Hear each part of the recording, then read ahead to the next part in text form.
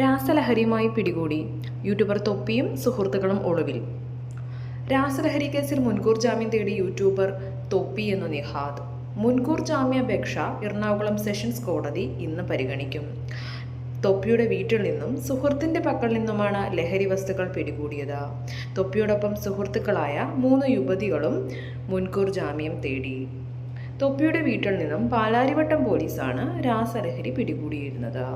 ഇതിന് പിന്നാലെ case register ചെയ്തു. തൊപ്പിയുടെ 3 സുഹൃത്തുക്കളെ പ്രതിയാക്കി പോലീസ് കേസെടുത്തു. പോലീസ് കേസെടുത്തതിന് പിന്നാലെ തൊപ്പിയും വനിതാ സുഹൃത്തുക്കളും ഒളിവിലാണ്. എല്ലാം അവസാനിപ്പിക്കുന്നുവെന്ന് പറഞ്ഞ തൊപ്പി നേരത്തെ യൂട്യൂബിൽ വീഡിയോ അപ്ലോഡ് ചെയ്തിരുന്നു. പണവും പ്രശസ്തിയും ഉണ്ടായിട്ട് ഒരു കാര്യവുമില്ലെന്ന് തൊപ്പി വീഡിയോയിൽ പറഞ്ഞിരുന്നു.